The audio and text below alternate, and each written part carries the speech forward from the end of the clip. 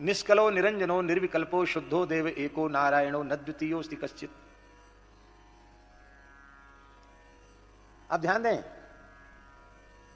अब ये बात भगवान वेद कह रहे हैं, और जब वही वेद भगवान गणेश जी का स्मरण करने लगे तो क्या कह रहे हैं? नमस्ते गणपते त्वमेव प्रत्यक्षम तत्त्वमसि, त्वमेव केवलम कर्तासि, त्वमेव केवलम धर्तासि, त्वमेव केवलम हर्तासि, त्वमेव सर्वं खल्विदं ब्रह्मासि, त्वं साक्षात् आत्मा सनित्यं ऋतं वच्मि सत्यं वच्मि। और इसी में आगे बोलते हैं त्वं ब्रह्मा त्वं विष्णुस्त्वं रुद्रस्त्वं इंद्रस्त्वं अग्निस्त्वं वायुस्त्वं सूर्यस्त्वं चंद्रमास्त्वं ब्रह्म भूर्भुवस्वरोम। तो अब हम आपसे पूछ रहे हैं, यदि आप पढ़े लिखे हैं तो, आपने सत्संग किया है तो हम आपसे पूछ रहे हैं, यहां किसी देवता विशेष की स्तुति की जा रही है अथवा साक्षात परब्रह्म परमात्मा की स्तुति की जा रही है? फिर क्या फर्क पड़ा?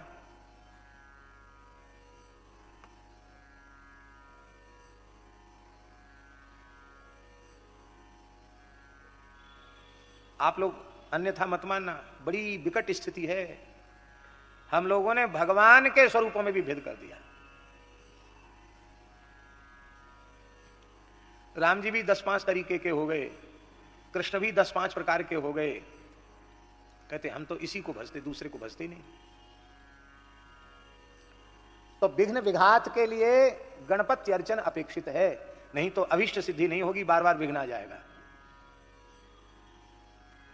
एक बात विनोद की सुना दो। भगवान शंकर त्रिपुर का वध करने के लिए उद्यत हुए और उनका अपना धनुष पिनाक और अपने धनुष की प्रत्यंचा वे खींच रहे हैं, लेकिन आश्चर्य है उनकी प्रत्यंचा खींच ही नहीं रही है। उनके अंगुष्ठ में पीड़ा उत्पन्न हो गई, प्रत्यंचा खींचते नहीं बन रही। देवताओं के मध्य में भगवान शिव को लज्जा का अनुभव हुआ कि अरे यह क्या बात है, मेरे अंगूठे में ऐसा क्यों हो गया? अब प्रत्यंचा ही नहीं खिंचेगी तो लक्ष्य वेद कैसे होगा, हमारे अभीष्ट की सिद्धि कैसे होगी? तत्काल शिवजी ने भगवान का स्मरण किया, आकाशवाणी हुई, आपने ही मर्यादा बनाई है कि प्रत्येक कर्म के आरंभ में गणेश जी का स्मरण करना चाहिए। आपने इतना बड़ा काम करने के लिए उद्यत हो गए हो और गणेश जी का पूजन नहीं किया, इसलिए विघ्न आ गया। तब उन्होंने गणपति स्मरण पूजन किया और उनके विघ्न की निवृत्ति हो गई। समझ में आई नहीं आई? ये अपने पिताजी को तो छोड़ते नहीं, हम तुमको छोड़ेंगे कैसे बता? भाई कानून तो कानून है। अपने पिताजी को नहीं छोड़ा तो हम तुम किस खेत की मूली हैं? दूसरी बात, पतिव्रता नारी कुलदेव कुलदेवी सबका अर्चन पूजन करती है, सबका सम्मान करती है, पर मांगती क्या है? प्रत्येक जन्म में पति की प्राप्ति मांगती है, पति लोक की प्राप्ति मांगती है और पति के चरणों में भक्ति मांगती है, पति के चरणों की सेवा मांगती है। और कुछ मांगती है? विनय पत्रिका नामक अपनी अंतिम कृति में कली पावन अवतार श्रीमद् गोस्वामी तुलसीदास जी महाराज ने सबका स्मरण किया, किसी को छोड़ा नहीं। और उनमें सर्वप्रथम उन्होंने गणपति स्मरण किया और गणेश जी से मांगा क्या? हम लोग भी मांगते हैं, अंधन को आंख देत कोढ़िन को काया, अंधन को आंख देत कोढ़िन को काया, बांझन को पुत्र देत निर्धन को माया, बांझन को पुत्र देत निर्धन को माया। जय गणेश जय गणेश जय गणेश देवा, जय गणेश जय गणेश जय गणेश देवा। माता तुम्हारी पार्वती पिता महादेवा, माता तुम्हारी पार्वती पिता महादेवा। ये नहीं मांगना चाहिए, हम नहीं बोल रहे हैं, पर ये वैष्णव की पहचान नहीं है। वैष्णव की पहचान क्या है? गाइए गणपति जग वंदन, गाइए गणपति जगवंदन, शंकर सुवन भवानी नंदन, शंकर सुवन भवानी कभी गाइए। के नंदन, सिद्धि सदन गज बदन विनायक, सिद्धि सदन गज बदन विनायक,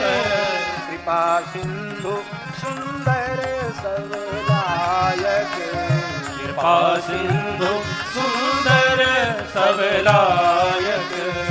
मोदक प्रिय मुद मंगल दाता, मोदक प्रिय मुद मंगल दाता। विद्या वारिधि बुद्धि विधाता, विद्या वारिधि बुद्धि विधाता। मांगत तुलसीदास कर जोरे, मांगत तुलसी दास कर जोरे। बसहि राम सिय मानस मोरे, बसहि राम सिय मानस मोरे। बसहि राम सिय मानस मोरे, बसहि राम सिय मानस मोरे। गाइए गणपति जगवंदन, गाइए गणपति जगवंदन। गाइए गणपति जगवंदन। गणपति जगवंदन। गणपति जगवंदन। हम आपसे पूछते हैं, ब्रज कुमारिकाओं से अधिक, ब्रज गोपियों से अधिक श्री कृष्ण के प्रति अनन्य भक्ति से युक्त कौन हो सकता है? और वे ब्रज कुमारिकाएं भगवती पराम्बा कात्यायनी का अर्चन कर रही हैं, एक दिन दो दिन के लिए नहीं। हेमंते प्रथमे मासी नंद ब्रज कुमारिका, चेरु भविष्यम भुञ्जाना, कात्यायन्यर्चनम व्रतम। एक महीने तक, पूरे मार्गशीर्ष मास पर्यंत, मार्गशीर्ष कृष्ण प्रतिपदा से मार्गशीर्ष पूर्णिमा तक व्रत करती है, कात्यायनी का पूजन करती है। और मांगती क्या है? कात्यायनी महामाये महायोगिन्यधीश्वरी,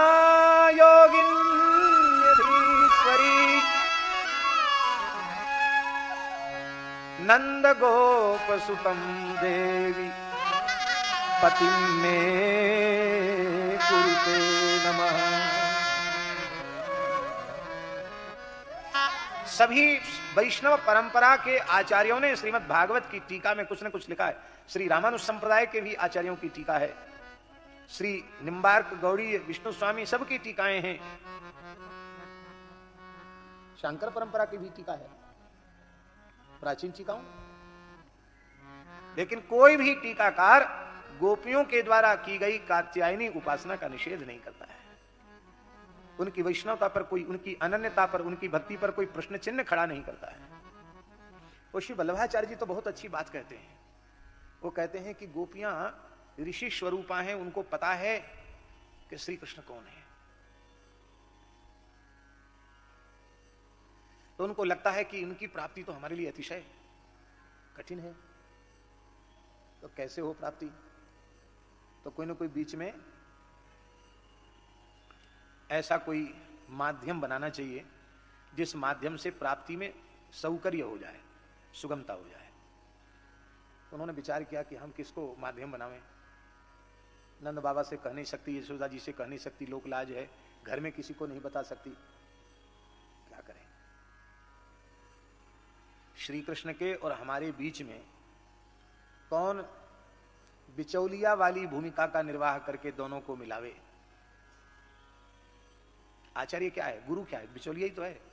इधर जीव को भगवान के गुण समझाए, जीव को भगवान के गुण सुनाकर आकृष्ट किया, इधर भगवान की करुणा, कृपा, क्षमा, दया, भक्त वत्सलता, शरणागत वत्सलता की याद भगवान को दिलाई, और फिर बिचौलिया बनके जीवात्मा परमात्मा का संबंध करा दिया। इसी को तो शरणागति कहते हैं, इसी को प्रपत्ति कहते हैं, इसी को दीक्षा कहते हैं, इसी को वैष्णवता कहते हैं।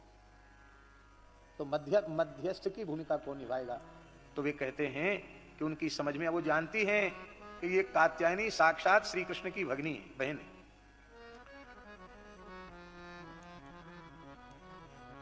नंद गोप गृहे जाता यशोदा गर्भ संभवा ततस्तौ नाशिष्यामि विंध्याचल निवासिनी। इसलिए कात्यायनी का अर्चन किया कि आप अपने भाई साहब को थोड़ा अनुकूल कर लीजिए, जिससे वो हमें अपनी शरण में अंगीकार कर लें। क्या कहें, कोई विरोध नहीं। और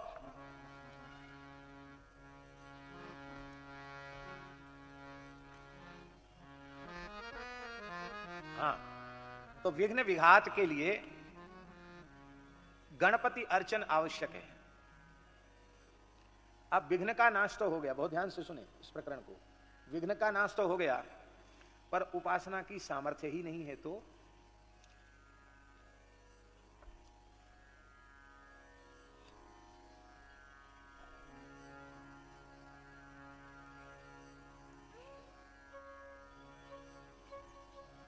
व्यक्ति वही है, बहुत ध्यान से सुने। कौन व्यक्ति जानते हैं? विश्व विजयी पहलवान। हमने देखा नहीं, सुना है। कोई गामा पहलवान, बहुत बड़ा पहलवान हुआ करता था किसी जमाने में। लोग कहते तुम बड़े गामा पहलवान बन रहे हो। पता नहीं किस जमाने में हुआ, जो भी हो, ऐसा कोई बड़ा पहलवान है और खूब जोर की तबीयत खराब हो गई, म्यादी बुखार, टाइफाइड हो गया, कमजोर हो गया। बुखार में तो हाथी कमजोर हो जाता, आदमी की जले क्या। अब वो गामा पहलवान जी जो विश्व विजयी थे, वो बैठे हैं, उनके मुंह पे, नाक पे मक्खी बैठी है। जो अखाड़े में बड़े से बड़े पहलवानों को एक ही दाव में चारों खाने चित्त कर देते थे, वो अपना हाथ उठा के मक्खी नहीं भगा पा रहे। कहिए पहलवान जी क्या बात है? अरे कम से कम मक्खी तो भगा दो। अरे भैया कुछ मत पूछो, अब शक्ति नहीं है। व्यक्ति वही है, पर व्यक्ति में शक्ति नहीं है तो वो पहलवान जी भी किसी काम के नहीं। तो उपासना के विघ्न का विघात हो गया। उपासना के विघ्नों का विघात हो गया, लेकिन उपासना की शक्ति ही नहीं है, सामर्थ्य ही नहीं आई, तो आप उपासना करेंगे कैसे? तो सामर्थ्य कौन देगा? भगवती सामर्थ्य देंगी, क्योंकि वह शक्ति ही है, शक्ति है। अरे बिना पढ़े लिखे लोग भी कहते हैं कि शक्ति के बिना भक्ति भी होती। शक्ति नहीं होगी तो भक्ति क्या करोगे? अरे बिना शक्ति के भोजन नहीं होता, भक्ति क्या होगी? कोई काम के लिए भी शक्ति अपेक्षित है। इसलिए तो हमारे ब्रजवासी कहते हैं गिरिराज श्री कृष्ण ने नहीं उठाया, गिरिराज श्री कृष्ण की आह्लादनी शक्ति राधा रानी ने उठाया।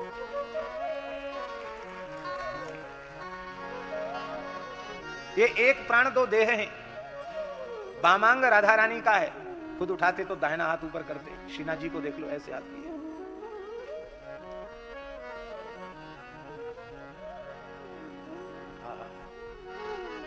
शक्ति के बिना कोई कार्य नहीं। इसलिए उपासना की अक्षुण्ण सामर्थ्य बनी रहे, इसके लिए शक्ति के अनुग्रह की भी आवश्यकता है। इसलिए उपासना की सामर्थ्य के लिए शक्ति का भी अर्चन करें। अच्छा, अब एक बात और आ गई बीच में।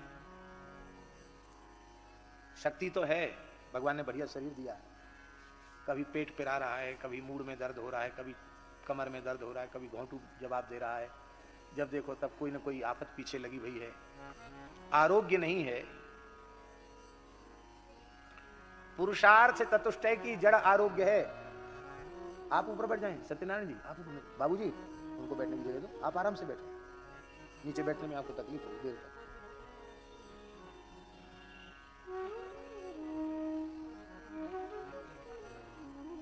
आप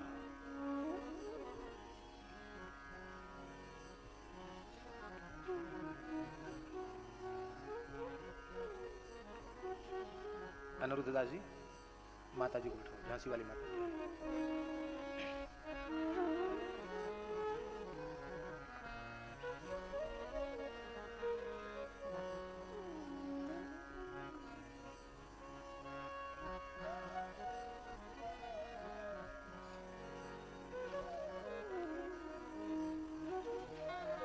नहीं बिराज जगह है।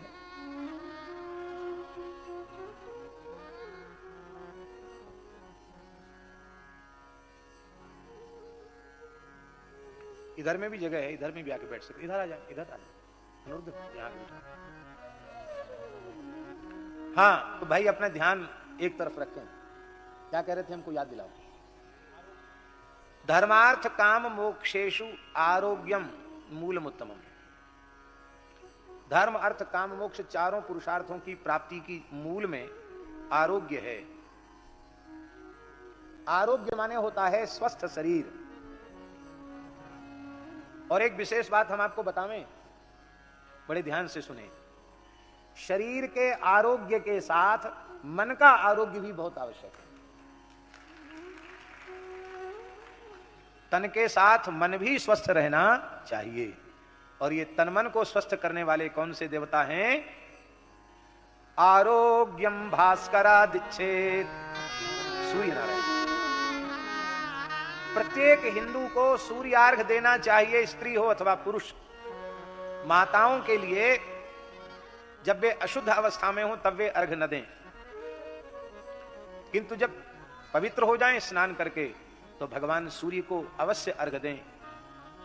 आप लोग कहेंगे किस मंत्र से अर्घ दें? स्त्री और शूद्र को आमंत्रक अर्घ की विधि है।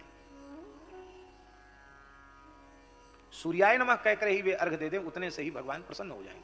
अथवा पौराणिक मंत्र एहि सूर्य सहस्रांशो तेजो रासे जगतपते अनुकंपय माम भक्त्या ग्रहणार्घ्यम दिवाकर। इस पौराणिक मंत्र से दिया जा सकता है।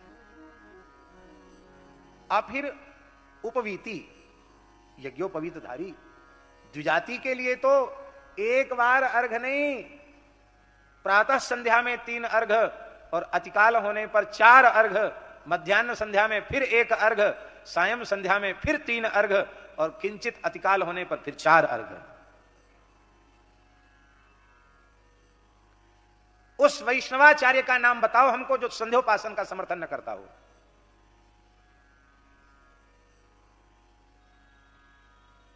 हम उनके अनुवर्ती होकर ऐसे अनन्य हो गए कि हमको सूर्य से मतलब नहीं, हमको गणेश जी से मतलब नहीं, हमको शिव जी से मतलब नहीं।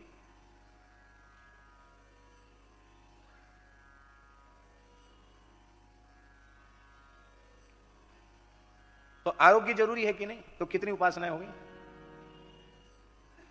गणपति, शक्ति, सूर्य, 3 हो गई।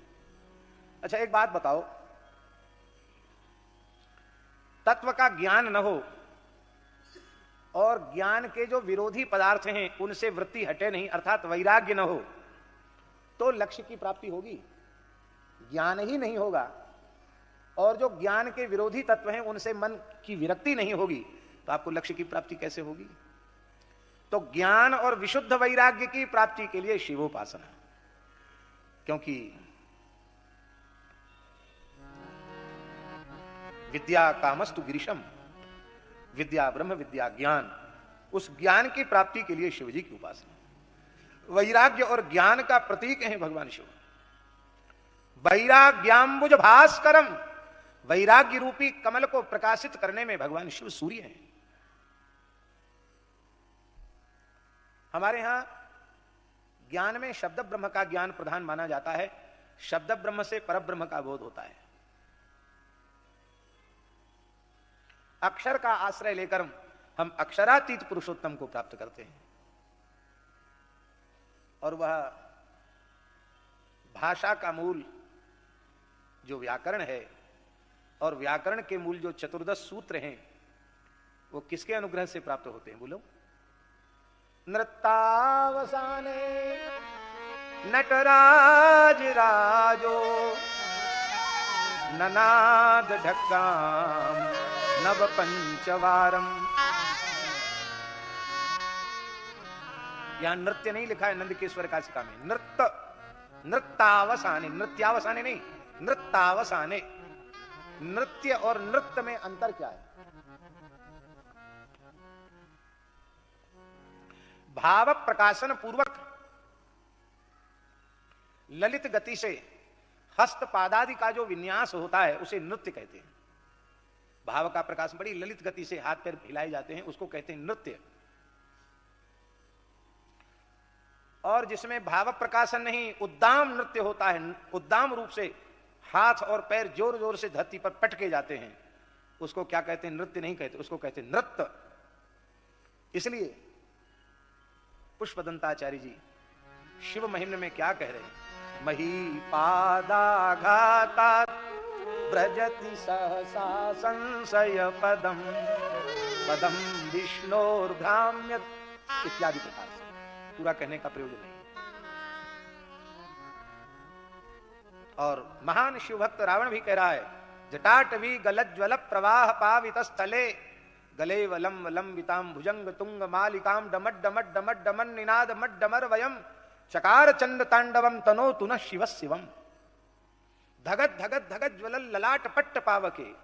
भगवान शंकर नृत्य कर रहे हैं, उनके तीसरे नेत्र से ज्वाला धक धक धक धक जल रही है। क्या कहना, इनका नटराज राज का जो महातांडव है उसी को महाप्रलय कहा जाता है। तो भगवान शंकर कोई माताओं जैसे बड़े मनोहर ढंग से हाथ पर नहीं हिला रहे हैं, वो तो खूब उद्दाम गति से शंकर जी नाच रहे हैं।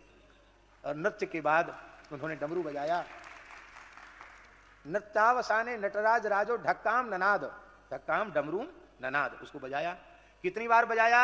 नवपंच वारम ननाद, 9 5 माने 14 बार बजाया। तो 14 बार बजाया तो 14 माहेश्वर सूत्र प्रकट हुए। उस माहेश्वर सूत्र से क्या हुआ? तो उद्धर्तु कामान, उद्धर्तु काम सनकादि सिद्धान, सनकादि सिद्ध जो विशुद्ध ज्ञान की प्राप्ति के लिए तप कर रहे थे, उन 14 माहेश्वर सूत्रों के श्रवण मात्र से उनको ब्रह्म ज्ञान हो गया। एतद विमर्शे शिव सूत्र जालम, महर्षि पाणिनि को भी शब्द ब्रह्म का बोध हो गया। वह ज्ञान के मूल हैं 14 सूत्र। अ इ उण ऋलृक ए ओंग ऐ औच हय वरट लण यम गणनम झभय घढ धश जब गड दस खफ छठथ चट तव कपय शश सर हल। यहां तक। तो ज्ञान की प्राप्ति के लिए शिव की उपासना भी जरूरी है।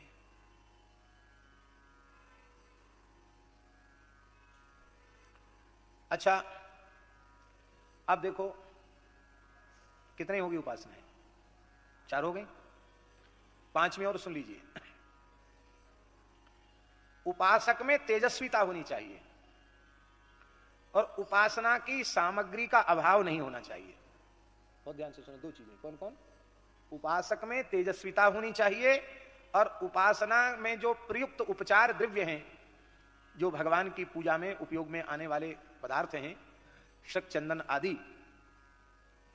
पंचोपचार, षोडशोपचार, महाराजोपचार, किसी भी प्रकार के उपचार द्रव्य का अभाव नहीं होना चाहिए। ये कैसे होगा? हम अपने मन से एक बात भी नहीं बोल रहे हैं, भगवान व्यास जी की बात बोल रहे हैं। बोले तेजस कामो विभावसुम, इसलिए अग्नि में भी द्विजाति को नित्र आहुति देना चाहिए, क्योंकि अग्नि भगवान का मुख है। मुखात अग्नि ही अजायत, मुख में ही आहुति दी जाती है। तेज की कामना और उपासना सामग्री की, उपासना सामग्री के अभाव की पूर्ति, उसके लिए नित्य अग्नि में आहुति, अग्नि की उपासना भी करनी चाहिए।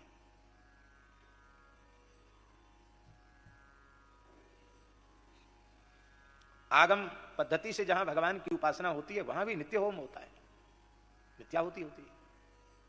आहुति के बिना, आहुति ही भगवान का मुख है और भगवान ही देवताओं के पास सब पहुंचाने वाले हैं।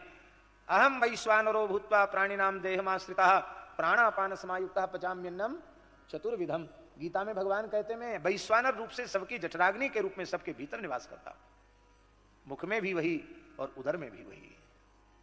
अग्नि की उपासना अपेक्षित है।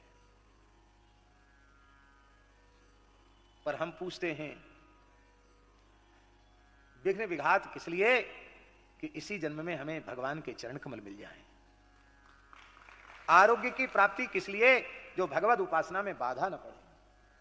ज्ञान वैराग्य की प्राप्ति किस लिए? कि शरीर संसार से मन हट जाए और भगवान के चरण कमलों में लग जाए, इसके लिए। शक्ति की प्राप्ति किस लिए? हम उपासना में प्रमाद न करें, प्रमाद रहित होकर निरंतर उपासक बनकर के जिए। और तेज और उपासना सामग्री का अभाव न हो। तो अग्नि की उपासना भी किस लिए? हम अपने आराध्य की निरंतर उपासना कर सके। तो मूल में सब लक्ष्य किसके क्या हो गया? भगवान श्री हरि के चरण कमलों की प्राप्ति ही लक्ष्य हो गया। अब बताओ वैष्णव धर्म से कहां से विरोध हो गया?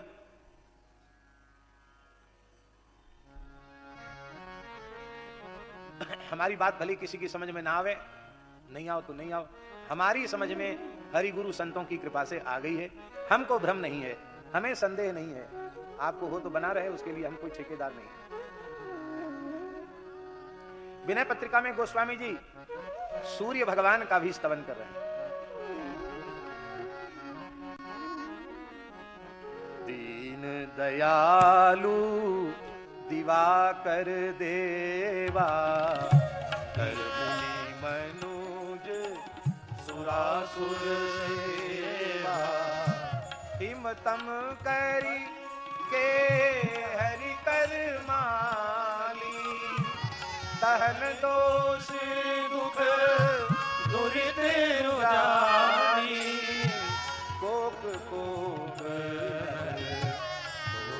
प्रकाश तेज प्रकाश रस राशि, सारथी पंगु दिव्य रथ गामी, हरि शंकर विधि मूर्ति स्वामी, वेद पुराण प्रगट जस जागे, तुलसी राम भगति वर मांगे, तुलसी राम भगति वर मांगे।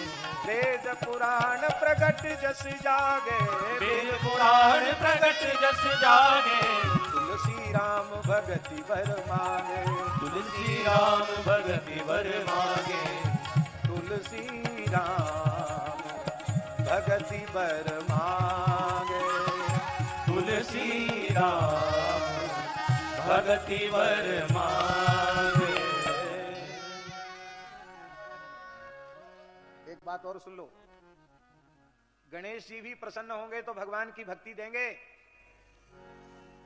अब भगवान की भक्ति छोड़ के और कुछ मांगोगे तो गणेश जी भी, आजकल मोदी जी की गारंटी बहुत चल रही है, लेकिन गणेश जी की गारंटी नहीं चलेगी। गणेश जी गारंटी नहीं लेंगे कि तुम्हारा कल्याण हो ही जाएगा। गणेश जी तुम्हारे कल्याण की गारंटी तब लेंगे जब तुम अनन्य भाव से श्री रघुनाथ जी के चरणों में अपने आप को समर्पित कर दोगे, क्योंकि महिमा जासु जान गण राहु, प्रथम पूजियत नाम प्रभाव। शिवजी से भगवान की भक्ति के अतिरिक्त जिसने जो कुछ मांगा उसका बंटा ढार हुआ, सर्वनाश हो गया। 1 लाख पूत 1.25 लाख नाती, तारा वन घर दिया न बाती, कुछ नहीं बचा। और इसी कलिकाल में भक्त नरसिंह मेहता ने, भक्त बालक नरसिंह मेहता ने शिवजी के दरबार में अनशन किया, उनका आश्रय लिया, रोने लगा बालक नरसिंह। 7 दिन तक रुदन करते रहे। अंत में भगवती जगदम्बा पार्वती ने प्रार्थना की, प्रभु आप करुणा कीजिए इस बालक पर। शंकर जी द्रवित हुए और प्रकट होकर दर्शन दिया, बोले बालक वर मांगो। नरसिंह जी बोले हम जानते नहीं वर मांगना क्या होता है, क्या होगा, कैसे मिलेगा। अरे बोले तुम्हारे मन में जो हो, तुम्हारा जो अभीष्ट हो वो मांग लो। नरसिंह जी बोले हम तो बालक हैं, हमको इतनी समझ कहाँ है कि हम जो मांगेंगे उससे हमारा भलाई होगा। इसलिए जिसमें हमारा परम हित परम कल्याण हो और जो वस्तु आपको भी प्राणों से अधिक प्रिय हो, वह कृपा करके हमको दे दीजिए। शंकर जी ने कहा देख लो, सुन लो पार्वती जी, तुम कहती थी बालक, ये बालक नहीं, ये तो जगपालक है, ये सबका दादा गुरु है। इसने हमारे आराध्य श्री वृंदावन बिहारिणी बिहारी जी की नित्य रासलीला को मांग लिया और अब तो इसको नित्य गोलोक नित्य वृंदावन में महारास में प्रवेश कराना ही पड़ेगा। और शिव जी ने कृपा करके बालक नरसिंह को महारास में प्रवेश करा दिया, सखी स्वरूप में प्रवेश करा दिया। और नरसिंह जी ने उस झांकी का दर्शन किया। कौन सी झांकी? लाल लटकंता यौवन मनता, लाल लटकंता यौवन मनता, खेलत रास अनंता, खेलत रास अनंता, खेलत रास अनंता, खेलत रास अनंता। यमुना तीर वीर युवती न की, यमुना तीर धीर युवती न की, मत मध्य राधिका कंता, मध्य राधिका कंता, एकन के कर कंज कपोलन, एकन के कर कंज कपोलन, परिरंभण देत हसंता, परिरंभण देत हसंता, लाल लटकंता यौवन मंता, लाल लटकंता यौवन मंता, खेलत रास अनंता, खेलत रास अनंता, खेलत रास अनंता, खेलत रास अनंता, किशोरदास के स्वामी श्यामा कुंज बिहारी, किशोरदास के स्वामी श्यामा कुंज बिहारी, विहरत खेली करंता, विहरत खेली करंता, लाल लटकंता यौवन मंता, लाल लटकंता यौवन मंता, खेलत रास अनंता, खेलत रास अनंता, खेलत रास अनंता, खेलत रास, खेलत रास, खेलत रास अनंता। जो करोड़ कल्प तक साधन करते तो वहां नहीं पहुंच सकते थे, शिव जी के अनुग्रह से बाल्यावस्था में ही उस स्थिति को उन्होंने प्राप्त कर लिया। कितने पदों में गोस्वामी जी ने शिव जी का स्मरण किया है। को जाचिए शंभु तजियान, दीन दयालु भगत आरति हर, सब प्रकार समरथ भगवान। अंतिम कड़ी में क्या कह रहे हैं? सेवत सुलभ उदार कल्प तरु, पार्वती पति परम सुजान, देहु काम रिपु राम चरण रति, तुलसीदास कह कृपा निधान। देहु काम रिपु राम चरण रति, तुलसीदास कह कृपा निधान। शिवजी भी अपने उपासक पर जब ज्यादा प्रसन्न होंगे तो उसे राम राम में लगा देंगे, क्योंकि तुम पुनि राम राम दिन राति सादर जपऊ अनंग हराती। पंचदेवों में बहुमत शंकर जी के परिवार में है। गणेश जी उनका एक वोट, खुद का एक वोट, एक पार्वती जी का वोट, तो 5 में 3 तो उन्हीं के हो गए। और भगवान से पूछो कि आप अपना वोट किसको, तो वो भी उन्हीं को दे देंगे, क्योंकि उनका वोट तो सदा अपने प्राण प्यारे भक्तों के लिए ही होता है। हाँ, क्या कहें, भगवती भी परम भक्ता हैं। आप सबको कंठस्थ होगा श्लोक, राम रामेति रामेति रमे रामे मनोरमे, सहस्रनाम तत्तुल्यम राम नाम बरानने। और गोस्वामी जी कहते हैं, सहस्र नाम सम सुनि शिव वाणी, जप जेई प्रिय संग भवानी। वो भी निरंतर श्री राम नाम का जप करती है। भगवती भी अनुग्रह करेंगी तो श्री राम नाम में अनुराग देंगी, भगवान के चरणों में प्रेम प्रदान करेगी। और कलिकाल में महान संत पीपाजी इसका प्रमाण, राजस्थान में हाड़ौती क्षेत्र, गागरौनगढ़ के नरेश श्री पीपा प्रताप राय जी, जो जगतगुरु श्री मदाध्य रामानंदाचार्य भगवान के 12 शिष्यों में एक शिष्य के रूप में उनकी गणना है। और 12 महाभागवतों में राजर्षि मनु का अवतार उन्हें माना जाता है। भागवत धर्म के प्रचार के लिए भगवान मनु ही एक अंश से पीपा जी के रूप में प्रकट हुए। पीपा जी के संबंध में लिखा है, प्रथम भवानी भक्त मुक्ति मांगन को धायो, सत्य कहो तेहि शक्ति सुदृढ़ हरिचरण बताए। पहले आप भगवती के अनन्य उपासक थे, आज भी उनके द्वारा पूजित भगवती विराजमान हैं गागरौनगढ़ क्षेत्र में। साक्षात बातचीत करती थी देवी जी पीपा जी से। एक दिन कुछ साधु आ गए, जमात लेकर के, सिया हरि नारायण गोविंदे वाले साधु आए, आओ महाराज आओ आओ विराजो। तो पीपा जी के यहाँ नियम था, राज्य का नियम था कि भगवती को जो भोग अर्पित किया जाता था नैवेद्य, वही प्रजा, एक समय प्रजा वही आहार करती थी, किसी घर में चूल्हा नहीं चेता था। भगवती का प्रसाद ही सब लोग पाते थे।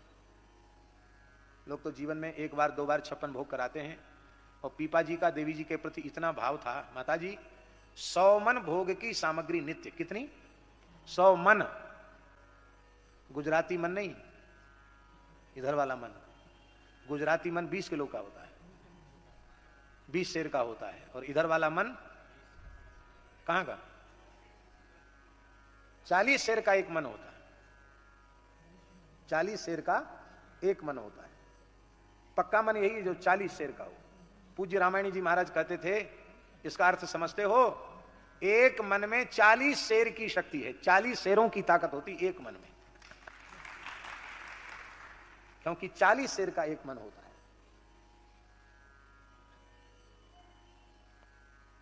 100 मन भोग अर्पित करते थे, सबको वही प्रसाद बांटा जाता था, सब भरपेट खाओ। संतों ने कहा भाई हमारे साथ तो ठाकुर जी हैं, गोपाल जी हैं, शालिग्राम भगवान हैं, और हमारा नियम है हम अपने नैवेद्य स्वयं तैयार करते हैं, ठाकुर जी को भोग लगाते हैं, तब पाते हैं।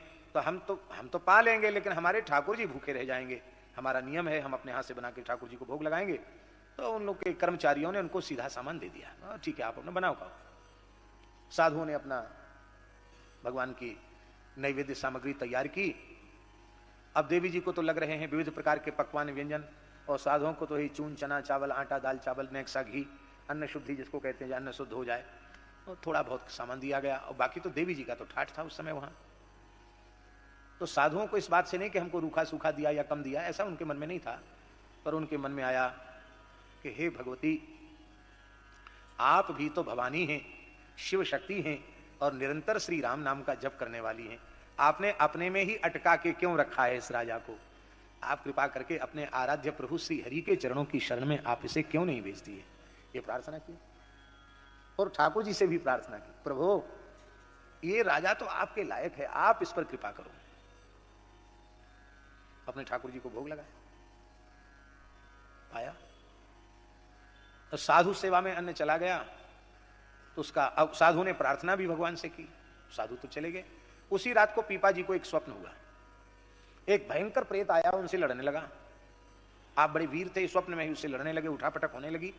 इतने वीर थे पीपा जी कि पीपा जी के राज्य काल में मुगल बादशाह सपने में पीपा जी को देख लेता था तो उसके कपड़े खराब हो जाते थे। इतने वीर थे पीपा जी, उनके शासन काल में हाड़ौत क्षेत्र की ओर मुगल शासन आंख उठाकर देख न सका। और उनके शासन काल के बहुत पीछे की बात है, जैसे चित्तौड़ में जौहर हुआ था, ऐसे ही गागरोनगढ़ में जौहर हुआ। 40,000 क्षत्राणियों ने अपने शरीर को अग्नि में समर्पित कर दिया। 40,000 नारियों ने, सतियों ने जौहर किया। गागरोनगढ़ में आज भी वो स्थल है, एक दो नहीं 40,000 क्या होती है विचार करो। लड़ते लड़ते लड़ते लड़ते वो तो महाराज पस्त पड़ गए, उठा के प्रेत ने पटका तो उनकी नस नस ढीली हो गई। अब जैसे उनको होश आए तो उन्होंने देखा कि हम तो पलंग से नीचे पड़े, सारा शरीर टूट रहा है, अरे सपना सच्चा हो गया, मैं तो एकदम पस्त हो गया। तो इतनी शक्ति भगवती ने हमको दी और ये आज मेरी दुर्दशा। इसका मतलब मैं डरा हुआ हूं, मैं किसी के सामने बोल भी नहीं सकता कि मैं डर गया, तो मुझे अभय नहीं मिला, तो चलूं अब भगवती से अभय मांग लूं। पहुंचा, बोले भगवती अभय कर दो मुझे। भगवती ने कहा सत्य कहो तेहि शक्ति सुदृढ़ हरि शरण बतायो। अभय पद तो भगवान देंगे, क्योंकि भगवान ने समुद्र को साक्षी करके प्रतिज्ञा की है, सकृत एव प्रपन्नाय तवास्मि च याचते अभयम सर्वभूतेभ्यो ददाम एतद् व्रतम मम। एक बार आकर कोई कह दे हे नाथ, हे मेरे नाथ, मैं आपकी शरण में हूं, तो मैं उसे प्राणी मात्र से अभय कर देता हूं। अभय प्रदत्त भगवान श्री रामकृष्ण नारायण में ही है, उनकी शरण में जाओ, और उनकी शरण आचार्य के माध्यम से होगी। भगवान श्री राम ही रामानंदाचार्य रूप से प्रकट होकर धरती पर लीला कर रहे हैं, जाओ उनके शिष्य हो जाओ। पीपाजी महान भक्त हुए। और महाराज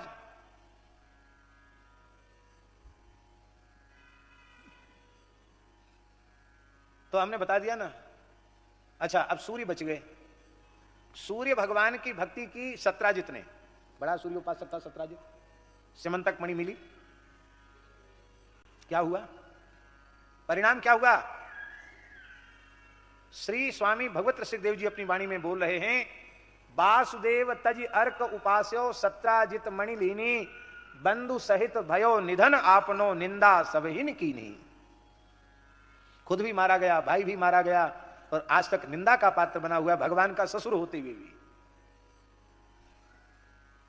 क्यों? क्योंकि उसने सूर्योपासना से नारायणोपासना का विरोध नहीं है, क्योंकि सूर्य के संबंध में लिखा है त्वमेव प्रत्यक्षम नारायणोसि, आप प्रत्यक्ष नारायण हैं, सूर्य नारायण है। पर जो नारायण श्री कृष्ण द्वारिकाधीश विराजमान है उनको उसने नहीं माना, अंगी जो श्री कृष्ण है उनको नहीं माना, तो केवल अंग को माना। उसका दुष्परिणाम हुआ कि उसकी उपासना में उसके हाथ कुछ नहीं लगा। सूर्य भी जब प्रसन्न होते हैं तो अपने उपासक के हृदय में श्री सीताराम जी का स्वरूप प्रकट कर देते हैं, श्री नारायण का स्वरूप प्रकट कर देते हैं, क्योंकि ध्येय सदा सवित्र मंडल मध्यवर्ती नारायण सरसिजासन सन्निविष्टा, हृदय में भगवत स्वरूप का आविर्भाव कर देते हैं। गायत्री मंत्र मूल में क्या है? क्या किसी शक्ति विशेष का मंत्र है? आप लोग संस्कृत पढ़े लिखे हैं, उसमें स्त्रीलिंग वाला कोई विशेषण नहीं है, मंत्रोच्चार की शास्त्राज्ञा नहीं है, इसलिए हम उच्चारण नहीं कर रहे हैं। लेकिन आप लोग गायत्री जब करते हैं आप लोग स्मरण करें। देवस्य लिखा है, देव्याह नहीं लिखा है।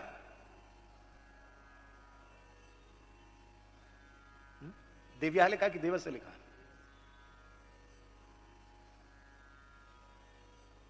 गायत्री मंत्र का प्रतिपाद्य सूर्य है, सवितु। सरलार्थ जब करेंगे तो सूर्य का मंत्र है कि नहीं?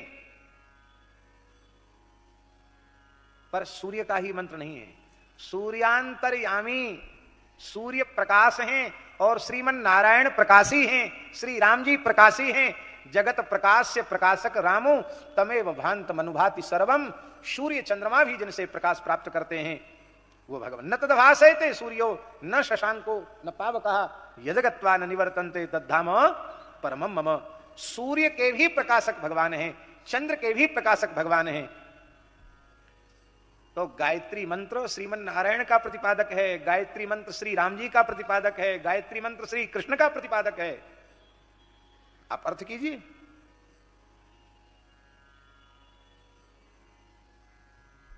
इसलिए सूर्य भी प्रसन्न होंगे तो भगवत भक्ति ही प्रदान करेंगे, और अग्नि तो भगवान का मुख ही है। इसलिए भैया कोई विरोध नहीं है, मन में दुनिया भर की बातें घुसा के मत रखो, प्रेम से राम राम करो। हमने एक ही बात कह दी, पतिव्रता नारी को आदर्श मान करके, और पतिव्रता जैसे अपने पति के स्थान पर पति का आश्रय लेती है और बाकी आदर सबका करती है। सबका आदर करो, यथा योग्य सबका स्मरण करो, और सबसे एक ही वस्तु मांगो, मांगत तुलसीदास कर जोरे बसहु राम सी मानस में। आपसे हमारी प्रार्थना है आप ऊपर सुखपूर्वक कुर्सी पर विराज जाए।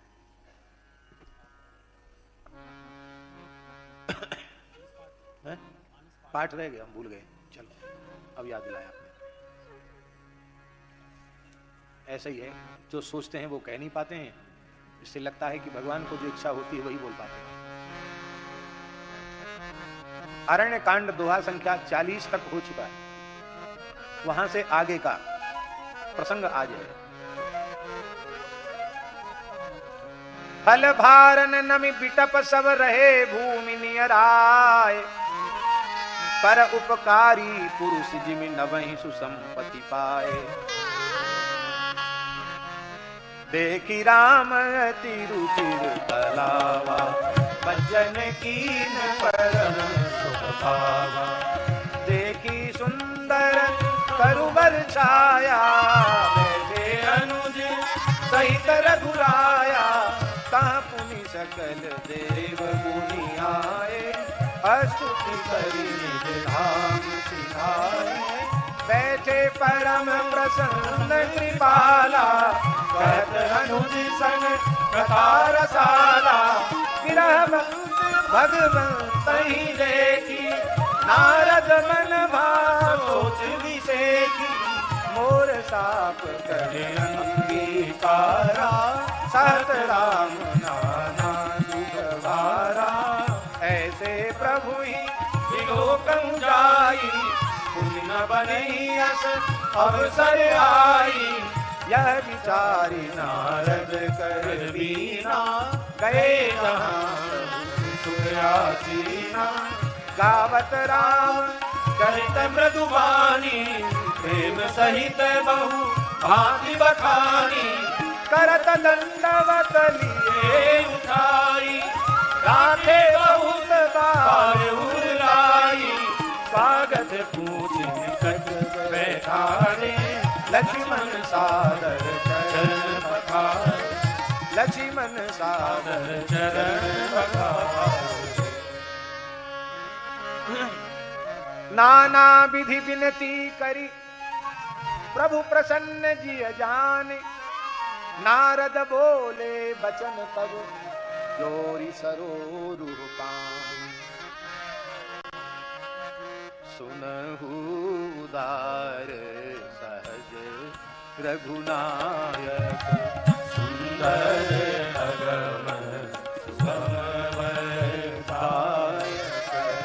देहु एक बर मागहु स्वामी, यद्यपि जानत अंतर्यामी।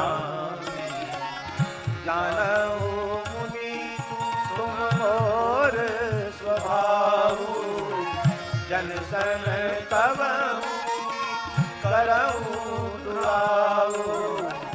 कवन वस्तु असी प्रिय होई लागी, जो मुनि वरना सकहु तुम मांगी। जन कह कछु अदेय नहीं मोरे, अस विश्वास तजहु जनी भोरे। तब नारद बोले हर साई, हसवर मान करहु दिखाई। यद्यपि प्रभु के नाम अनेका, तुझी कहत एक से एका। राम सकल नामन दे अधिका, ओहु नाथ हर भगवन बधिका। ओहु नाथ हर भगवन बधिका। राका रजनी भगति तब, राम नाम सोई सो। अपर नाम उडगन विमल बसहु भगत उर्व्यो। एवमस्तु मुनि सन कहु, कृपा सिंधु रघुनाथ। तब नारद मन हरस अति प्रभु पद नायो मान। अति प्रसन्न रघुनाथ सुनी नारद बोले मृदुबानी। राम जबहि प्रेरेहु निर्माया, मोहेहु मोहि सुनहु रघुराया। तब विवाह में जाऊं कीना, प्रभु के कारण करे न दीना। सुनु मुनि कोई कहूँ सहरोसा, भजई दे मोहि लज सकल भरोसा। करऊं सदा तिनके रखवारी, जिम बालक राखई महतारी। कहि सुवच्छ अनल अहि धाई, तह राखै जननी हर गाई। मोड़ भये तेहि सुत परमाता, प्रीत करहि नहीं पाल भाता। मोरे प्रौढ़ तनय सम ज्ञानी, बालक सुत सम दास अमानी। जानहि मोर बल निज बल नारी, हाँ जनहि मोर बल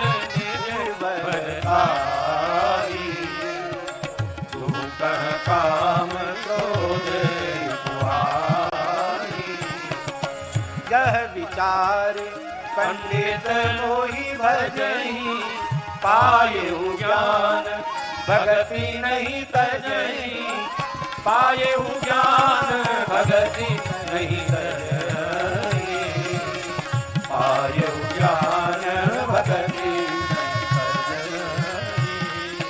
काम क्रोध लोभादि मद प्रबल मोह के धार दिन में अति दारुण दुखद माया रूपी नाम माया रूपी नाम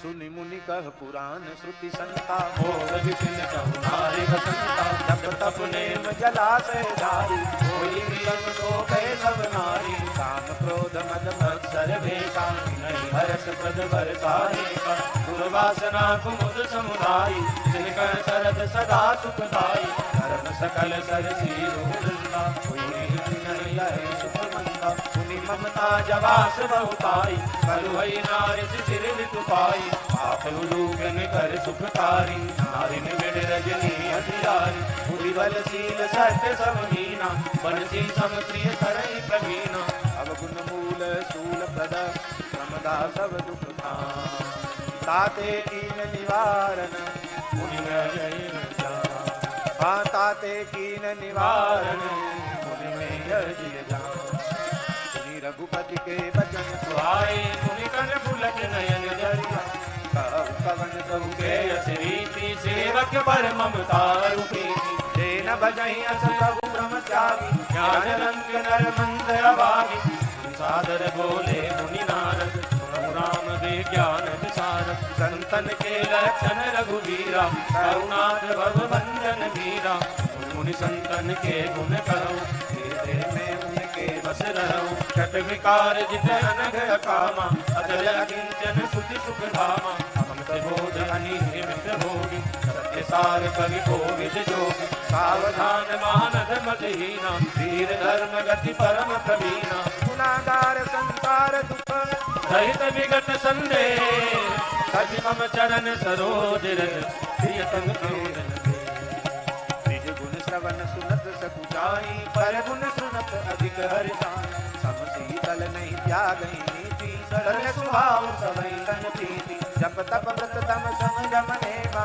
गुरु गोविंद विप्र पद प्रेमा श्रद्धा क्षमा मैत्री दाया मुदिता मम पद प्रीत अमाया विरति विवेक विनय विज्ञाना बोध यथारथ वेद पुराण तम प्रमाण मद करई न काऊ न दे कुमार पाओ गावई सुनई सदा मम लीला हेतु रहित परहित रतशीला सुन साधुन के मुन जैसे कही न सकई सारद श्रुति देते कही सक न सारद शेष नारद सुनत पद पंकज गए अस दीन बंधु कृपाल अपने भगत गुण निज मुख कहे हाँ भगत गुण निज मुख कहे सिरनाई बारही बार चरण ब्रह्मपुर नारद गए धन्य तुलसीदास आस बिहाय जे हरि रंग रहे बिहाय जे हरि रंग रहे रावनारि जसु पावन गावहि सुनहि जे लोग राम भगति दृढ़ पावहि बिनु बिराग जप जोग दीप शिखा सम युवती तन मन जनि हो भजहि राम तज काम मद करहि सदा सतसंग भजहि राम तज काम मद करहि सदा पारायण 22वां विश्रामति श्रीमद् रामचरितमानस सकल कलिकलुष विध्वंस ने तृतीय सोपाना श्री सीतारामचंद्रार्पणमस्तु अनेन पाठेन श्रीमदंजनी नंदन प्रियताम नमः श्री हनुमदर्पणमस्तु श्री राम जय राम जय जय राम श्री राम जय जय राम श्री राम जय जय राम श्री राम जय जय राम श्री राम जय जय राम श्री राम जय जय राम श्री राम जय जय राम श्री राम जय जय अब कथा थोड़ी तीव्र गति से चलेगी, पर खूब कमर कस के बैठना, सावधान होकर श्रवण करना। सभी संसार के प्राणियों पर भगवान की समान कृपा है, सब पर मोरी बराबर दाया। नास्तिक से नास्तिक, पापिष्ठ से पापिष्ठ, अधम से भी अधम प्राणी पर भगवान की कृपा है, क्योंकि भगवान की कृपा के बिना कोई क्षणार्ध भी जीवित नहीं रह सकता। ये सारी सृष्टि कृपा से ही टिकी हुई है। भगवान यदि यह कानून बना दें कि जो हमारे भक्त हैं, हमको भजने वाले हैं, उन्हीं को धरती रहने के लिए दी जाएगी, उन्हीं को सूर्य चंद्रमा का प्रकाश शीतलता दिया जाएगा, उन्हीं को हवा, उन्हीं को पानी, उन्हीं को कंदमूल फल अन्न आदि उन्हीं को दिया जाएगा, ऐसा कानून भगवान बना दें तो आप कल्पना कर सकते क्या होगा। वर्तमान उपलब्ध विश्व की जनसंख्या लगभग 8 अरब हो चुकी है, ऐसा लोग कहते हैं, या कुछ ऊपर हो गया होगा। अच्छा, ईमानदारी से बताओ, इन 8 अरब लोगों में क्या 1 अरब लोग भी भगवान के भक्त हैं? तो 1 करोड़ होंगे।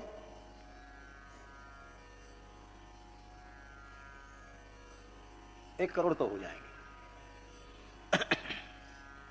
अब उन्हें 1 करोड़ में से छटनी करो,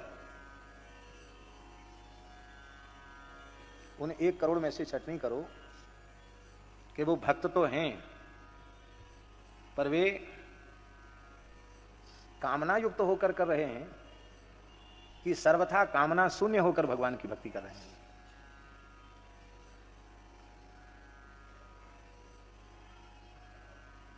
तो छटनी में सबसे पहले बाहर तो हम ही हो जाएंगे, बाहर हो जाएंगे, निकल जाएंगे बाहर। ईमानदारी की बात है। हम संसार की दृष्टि में कहलाने के लिए रामदास, कृष्णदास, माधवदास, तुलसीदास हो गए, सच्ची बात है हम कामदास, क्रोधदास, लोभदास, मददास, मायादास, कंचनदास, कामनी दास, प्रतिष्ठा दास, मान बढ़ाई के दास बनकर अपने जीवन को नष्ट कर रहे हैं। हमारे अंतःकरण में भक्ति प्रकट हुई, हम कैसे समझें? भक्त्या पुमानजात विराग इंद्रियात, भक्ति उत्पन्न होगी तो शरीर संसार से पूर्ण वैराग्य हो जाएगा।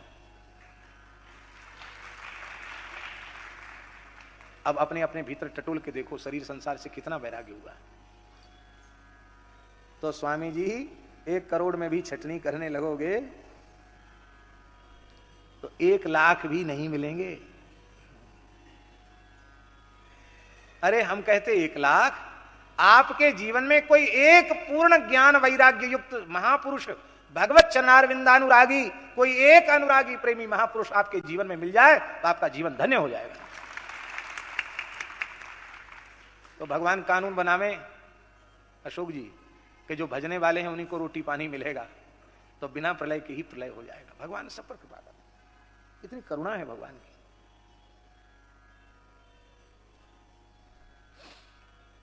सब पर भगवान कृपा कर रहे हैं, लेकिन सामान्य कृपा सभी जीवों पर है, हमारे ऊपर भगवान की विशेष कृपा है। इसका अनुभव यदि हम करना चाहें तो कैसे करें? इसकी अनुभूति का प्रकार क्या है? इसकी अनुभूति का प्रकार है कि यदि हमारे ऊपर संत प्रसन्न होकर कृपा करें, ये भगवत स्वरूप पूज्य ब्राह्मण प्रसन्न होकर कृपा करें, गौ माताएं हमारे ऊपर प्रसन्न हो जाएं, तो भैया गौ ब्राह्मण संत यही भगवान के चलते फिरते इस धरती पर स्वरूप हैं। 2 पैर वाले मनुष्यों में साधु और ब्राह्मण भगवान की विभूति है, और 4 पैर वाले प्राणियों में वेद लक्षणा भारतीय देसी गौ माता भगवान की साक्षात विभूति है। गौ ब्राह्मण संत ये यदि हमारे ऊपर प्रसन्न हो जाएं, इनकी सहज कृपा हमें प्राप्त होने लग जाए, तो समझ लेना भगवान ने विशेष कृपा हमारे ऊपर कर दी है। ये बात हम नहीं कह रहे, ये परीक्षित जी कह रहे हैं। परीक्षित जी कह रहे हैं कि हम अपने मन में बड़ी ग्लानि से भरे हुए थे।